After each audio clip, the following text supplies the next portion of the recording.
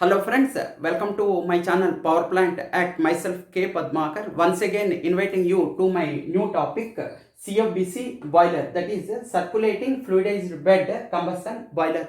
This topic is very important for the persons those who are engaged in power plant operation and maintenance, as well as those who are working in boilers such as AFBC and CFBC boiler. This CFBC boiler is an advanced version over AFBC boiler, that is atmospheric fluidized bed combustion boiler. Today I am going to explain this boiler operation and other parts, important parts, and the efficiency and the difference between CFBC and AFBC with this diagram. Okay, please watch this video completely and enjoy this. Okay, let us discuss. The CFBC, main parts of the CFBC boiler I am going to explain. The furnace is number one is the furnace. Inside the furnace, the combustion will take place, and at the bottom of the furnace there is a box is there which is called wind box air. In this wind box there is hot air is provided. Above this wind box there is nozzles are there. This is called air nozzles. So, and over this bed material is provided up to a height of 600 mm. Bed material was provided. Because of this hot air, this bed material is going to take part in the fluidization, and this bed material is heated up to ignition temperature of coal. When coal from coal bunker fed in the furnace, then the combustion will takes place and flue gas is going to be generated. So this is thing. After that, there is a screen tubes are on the top of the furnace. After that, this is called cyclone separator, where the function of the cyclone separator is the solids got separated from flue gas, and once again it returns back to furnace. So whatever the non-available, that is whatever the particles that it is not taking combustion, then once again it return back to furnace and it will take part in the combustion. So this is the advantage of this cyclone separator. And there is bottom is one what you call the siphon pipe is there. After this, this siphon, through this siphon pipe, this particles enters in the cyclone, this loop seal arrangement, and from there this particles enters in the furnace.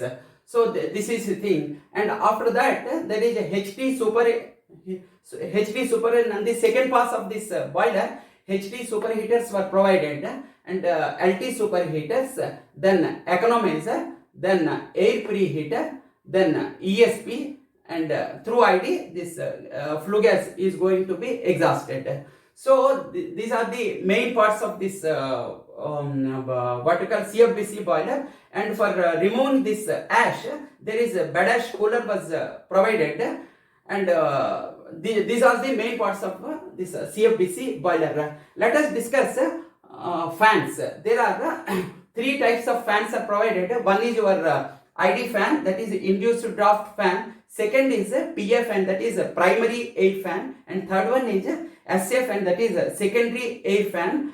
Apart from this, one blower is there, that is a J-seal blower was provided. So, and one boiler feed pump was there. These are the main drives in the CFBC boiler. Let us discuss the importance of each drives. Okay, then what happened? First of all, this PF fan.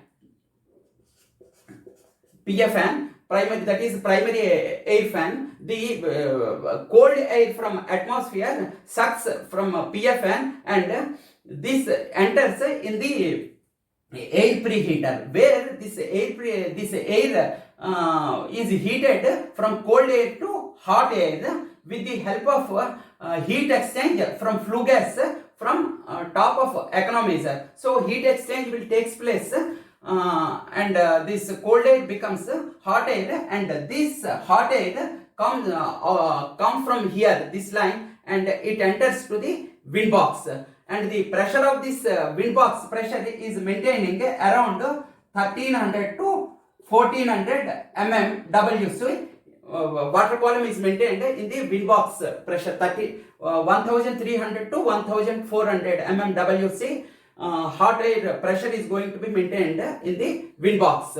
After that, this due to this heavy pressure, this bed material whatever they provided in the in the furnace is going to take part in the fluidization, and after that, when coal is fed inside the furnace, then combustion will take place due to ignition, due to increased temperature of this bed material up to ignition temperature. Ignition will take place and combustion will take place, and flue gas along with bed material and parts of the unburnt is passes from this fluidization also. This much of, when you provide this much of pressure, wind box pressure, and air pressure is 10 meters per second air pressure was provided in this. So whatever the flue gas in this, it is up to high level. So whatever the generated thing is there, that it is going to take it what I call shifted to this cyclone separator, where in the cyclone separator there is what is called vortex cylinder was provided. This is one type of cylinder, vortex cylinder what you called. So the function of this vortex cylinder is when it the flue gas along with solids enter in the what you call cyclone separator, there is what you call spinning effect was provided like this, and flue gas once again it comes out from cyclone separator, and heavy particles of this material, that is bed material and unburnt carbon, everything was collected in the vertical loop seal through this siphon pipe. In the vertical loop seal arrangement, there is air was provided by J-seal blower. J-seal blower was provided. It is around 4000 mmWc. Air was provided in the header. From header there is two pipes are provided, each 2000 mmWc. Pipes were delivered. So what happens inside this loop seal, there is baffles were provided. Due to this thing, this is nothing but inside this there is a bottom of this, there is a nozzles are there, and this fluidization will take place, and these hard bed material along with unburnt carbon, everything was shifted from one part of this loop seal to other part with the help of this baffles, and so it once again it enters to the second part of this loop seal. When this J-seal blower air was given again fluidization, and this material along with this unburnt carbon, everything was shifted to furnace, and it goes to, and it is going to be transferred, it is going and it is transferred to furnace. So there is two parts are there, I mean two lines are there. In the first line of this J-seal blower air line, it is going to take in the fluidization, and it is going to be the cold bed material is going to be shifted in the second part with the help of this baffles, and with the help of this fluidization of this second, that means high pressure of 2000 mmWc, it is going to be shifted to into furnace. So this recirculation of this solids is getting collected in the furnace, and these solids take part in the furnace. Also the bed material, whatever the leftover in the bed material, once again it is recycled, and this fluidization will takes place. So this is thing. After that what happens, this ID fan is there. Whatever this flue gas was generated, the clean flue gas from cyclone is, that is light part of this gas is going out, and only the solid parts, that is heavier part, is collected through this siphon, and this loop seal, and this is recirculated. This hot gas, that is your flue gas, is enters in the HT superheater zone. After that it enters LT superheater zone, and after that economizer, then after air preheater, then after ESP, through ID fan this flue gas is exhausted. So this is the function of this ID fan and PF fan. Okay, now we will see what is the function of this secondary air fan. You see here also, same as in PF fan, this secondary air also collects this cold air and it gets heated in the air preheater, where through this exchange of heat from flue gas, and this enters here. From here it is going this secondary air, and it enters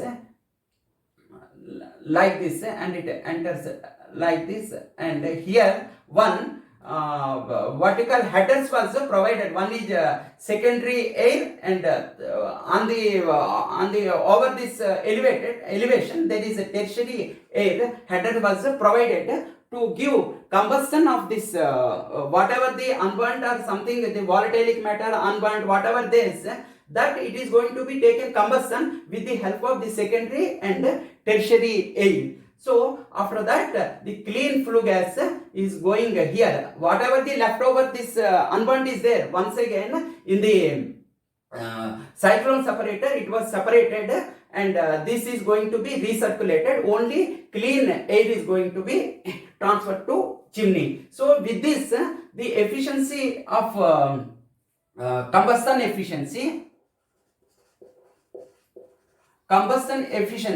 increases up to 98% in the CFBC boiler, whereas in AFBC boiler this part was not provided. That means this cyclone separator and loop seal arrangement was not provided. So whatever the flue gas from this furnace, it go outside of the second pass of this HT superheater and LT superheater and everything, and it goes out, though there is no recirculation provided in the AFBC boiler. So in the case of CFBC boiler, the combustion efficiency is 98%, and combustion efficiency of CFBC is 98%, and combustion efficiency of AFBC is 97%, like that. So slight amount of this combustion efficiency is after that the LOI, what is called loss of ignition, that is the unburnt carbon in ash. In the case of AFBC boiler it is very less, that is very less, there is no predictable loss of ignition was not predictable in the case of CFBC boiler, whereas in the AFBC boiler, as it was not collected this unburnt carbon and it is no recirculation was there, so LOI is somewhat more compared to CFBC boiler. And the efficiency of the boiler also, CFBC is around 85%. Boiler efficiency can be achieved in the CFBC boiler, and in the case of AFBC boiler this is lesser than CFBC boiler. Okay, then we will consider what is the function of this boiler feed pump. The boiler feed function, what is the function of this boiler feed pump? Actually designed 20% above the drum pressure. Drum pressure, whatever the drum pressure is there, that is 20% of drum pressure is designed for a boiler feed pump. Suppose the drum pressure was 70 kg pressure, then this becomes around 85 to 90 kg pressure. Boiler feed pump was designed accordingly. Okay, then the temperature from boiler feed pump, it comes from deaerator and it enters to the economizer inlet with a temperature of around 120 degree temperature. This water is going to be entered in economizer inlet, and from the economizer outlet this temperature becomes around 250 degree temperature. This temperature increases because of this flue gas, heat from flue gas is extracted from here that heat exchanger will takes place, and sensible heat is gained from flue gas, and temperature is going to be increased up to 250 degree temperature. After that, this water enters into boiler drum, where in the boiler there is a separators are there. This is water and steam and water separators were provided, where this steam is going to be separated and water is going to be come down and steam is going to be on top level. So after entering this vertical water into drum, after that this goes to bottom of this vertical water wall header. It goes to bottom of the water wall headers through downcombers. Through downcombers were provided from drum, and it enters to the inlet of water wall. And after that it goes to the, this is the inlet of the water wall, where this water wall provides inside the furnaces. And after that it this is going to be, this water is going to convert it to vapor, because of this density difference, because this temperature is going to be extracted by this water, and it is converted to saturated steam, that is vapor, like that it is going to be converted. And here this top of this, this is bottom header, and this is the top header of this the water wall header. After that it enters from riser tubes to drum. Once again it enters to the steam drum. Okay, then after that, when it was collected in the steam, this vapor, and this vapor is going to be entered into the bottom of this loop, what you call cyclone separator. In the cyclone separator there is a number of tubes are provided, and here the inlet of the cyclone separator is around 900 degree temperature. So this temperature can be collected and to the vertical steam to get high temperature, and this steam is going to be entered in the bottom portion of the vertical cyclone separator, and after that it enters to the top header of this cyclone separator. From top cyclone separator, it enters to LT superheater. It enters to the it is going to be entered to after that it enters to the LT what you can 1 minute LT superheaters. From LT superheaters, this is the LT superheater. From LT superheaters, it enters to screen tubes, and after screen tubes and before and after screen tubes, there are temperatures are provided for temperature controlling this thing. After screen tubes, it enters to the inlet of HT superheater, and after HT superheats, the steam goes to turbine. This is the steam circulation path, how this water is going to be converted into steam. This is the thing. So after that, what happens actually, after combustion taking place of this coal, ash is going to be generated. So how this ash is going to be dislodged from furnace as well as this cyclone separator, let us discuss it. In the part of this the ash accumulated in the furnace, this going to the what we call Badash cooler was provided. The function of the Badash cooler is to collect ash from the furnace, and it is going to be cooled. Just like what you call wind box, there is nozzles are there, and this air is going to be provided from PA air, that is cold air from here, and it is going to be provided, and here this what you call bed material is ash and bed material is going to be fluidized, and it is shifted to the this part of this Badash cooler, and this hot air whatever is there, that it is going to enter in the ESP, and it is to be exhausted, and this bed material is collected here, and it is sent to vertical ash handling system, and the other part it is going to be sent. This is the thing.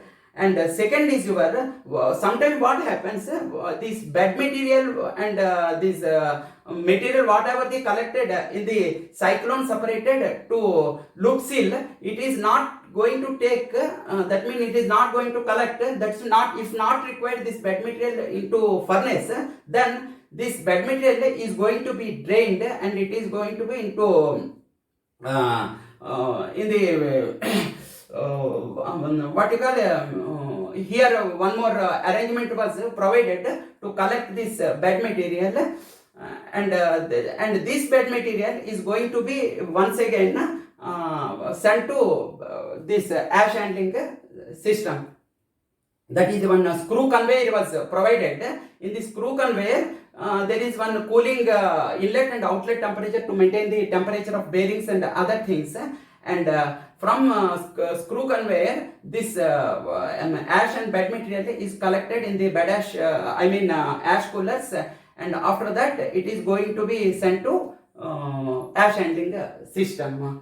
So this is the system how this was taken place in the thing. So whatever these things are there, whatever from PFN, this hot air is going to be hot air from cold air, and it enters to the air preheater, and from air preheater hot air is going to be collected, and hot air is sent to wind box. In the wind box, this hot air is going to be what you call fluidize this bed material, and with the when coal is fed and when this bed material is ignited up to temperature of this coal, and the flue gas is going to be generated, and this flue gas is collected, and with this ID fan, induced draft fan, this flue gas is exhausted from a chimney. If ID fan was not provided, then this gets pressurized, and furnace, this overall efficiency of the boiler is decreases,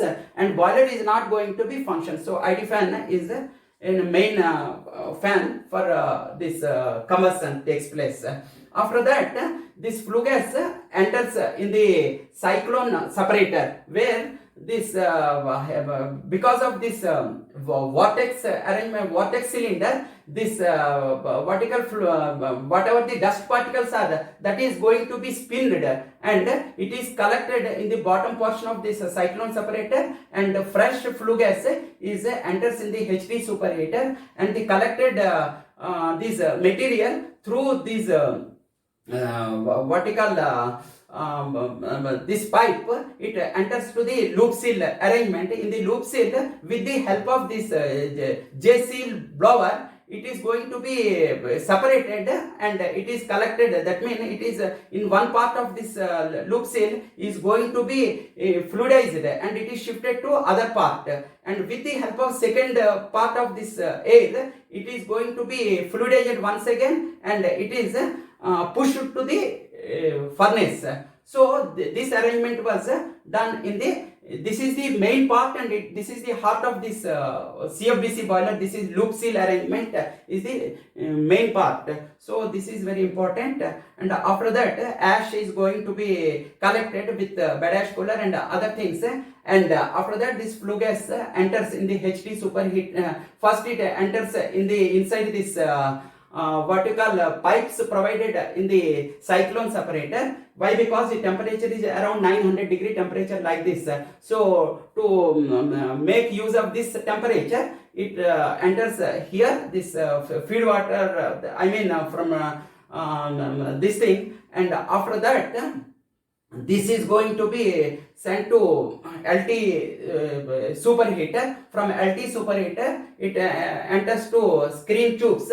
From screen tubes, it enters to HT superheaters. From HT superheater to, it is going to be this steam is going to collect in the steam turbine. So I think I have explained this CFBC boiler in detail.